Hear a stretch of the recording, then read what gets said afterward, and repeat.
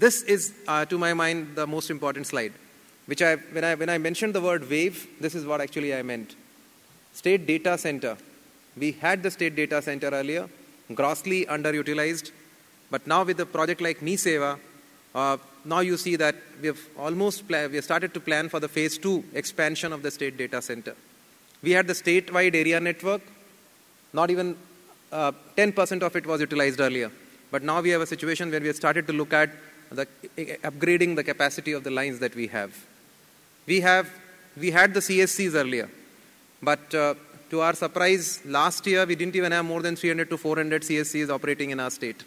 In fact, there were many districts where we didn't even have an SCA. There was no willing SCA. We had 2 SCAs who have withdrawn from this particular project. And now you have a situation where all districts have functional SCAs, all districts have functional centers, and there's more and more demand coming in from village level entrepreneurs and trying to ask for CSCs. Yesterday when we gave the eSeva award to the CSC, Chief Minister actually asked him how much amount do you earn? He was talking in terms of 20 to 25,000 rupees a month. And that too, he said, in peak seasons I even get more. I mean, this is quite amazing. I mean, earlier you had a situation where they were not even able to get 2,000 to 3,000 rupees. So we have also, I mean, by doing all this, what has actually happened is all these programs which are there have got a new lease of life. And now you have the SSDG project, which is going to contribute 48 new services for eSeva. By December end, we are adding 48 services, and all these are coming from SSDG. E-District, the project which has now been given huge flexibilities by the IT Ministry in Delhi, and it's going to give the hardware support now. We are going to add some 40 odd services coming in from E-District as well. So you will what I'm trying to say is all the MMPs, which were supposed to be required for a project like this, have now got their optimal utilization with a project like eSeva. This is the list of number of centers in the counter. There's multiple delivery channels. The whole idea was that citizens should have the right to move from one kiosk to another if there is a problem in a particular kiosk. This is how these user charges get distributed, basically to ensure sustainability. Now, district e-governance societies, again, is a hallmark of eSeva. eSeva is actually a fairly decentralized project. Although the entire activity is to centralize records and create centralized applications, but the implementation is all done in a decentralized manner. So a lot of flexibilities have been given to the district e-gov societies in the implementation of all the components of eSeva. And besides this, financial autonomy has been given to DEGS. And with the money going in from eSeva, 7 rupees from this 25, it's quite a sizable amount.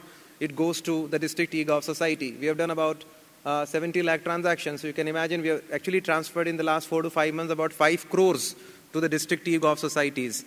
Approximately about 20-30 lakhs rupees in the last 4 to 5 months to every district has gone for making use of to make use of that money and put the resources together. This is how this amount gets shared. Yesterday a study was done, an impact evaluation and a sample survey was done by Institute for Public Enterprises of Osmania University, and the report also presents that more than 97% of the citizens interviewed actually expressed their happiness with the eSeva project.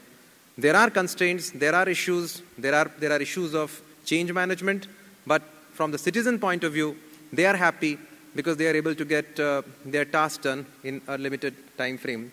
This is the kind of list of services. I'll not go through all that, but this is the 45 services that we're currently running in eSeva. As I mentioned, yesterday actually was, again, a milestone for us because we had crossed 7 million. And if you look at it, out of 70 lakh transactions that we have done, about 33% of them are category A, which are actually across the counter. About 47 lakhs, say about 50 lakhs are category B, which have gone into a workflow.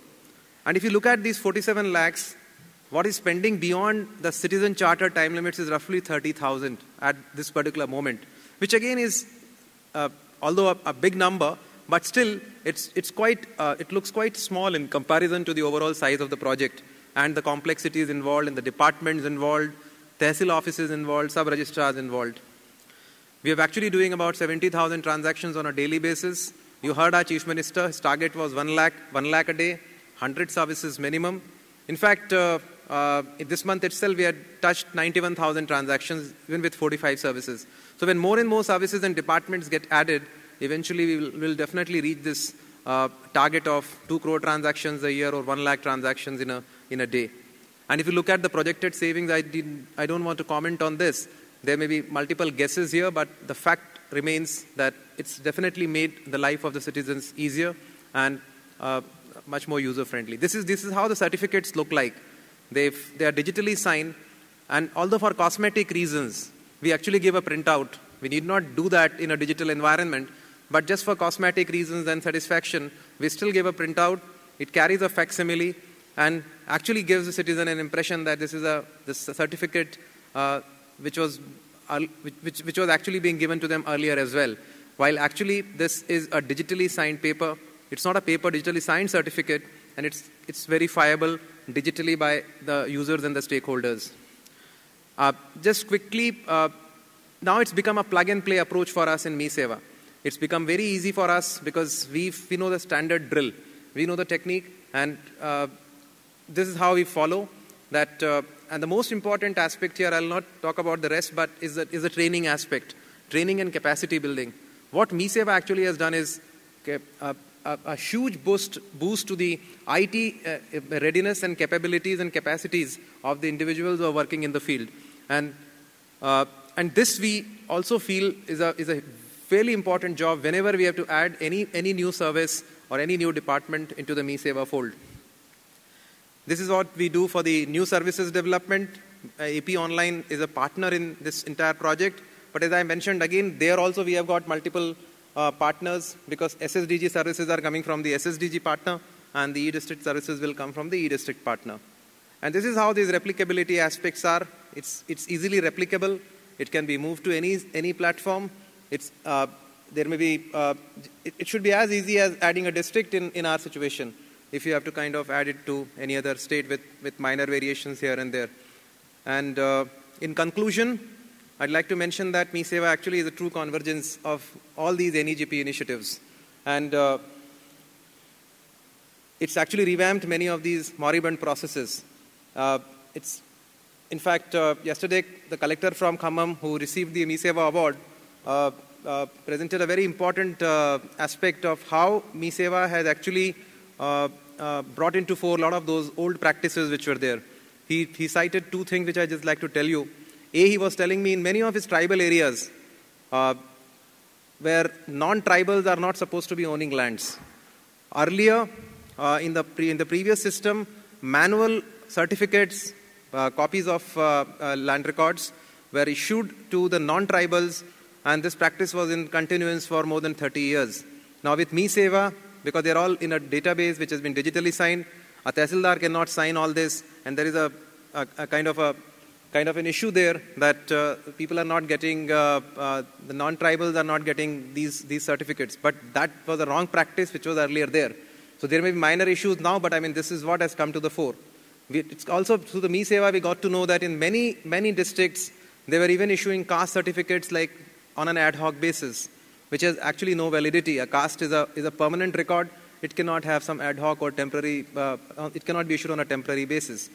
There are many processes also which got revamped through the eSeva approach, and I think that's where projects like this play a huge role. At the same time, it's also a precursor to the Right to Services Act. Madhya Pradesh already has one, and now eSeva actually provides the perfect platform for us to introduce the Right to Services Act, because figures are available and one can definitely quantify the losses cost to the citizens. And to just end my presentation, a quote from the father of the nation himself, that we actually got to be the change that we wish to see in the world. Thank you.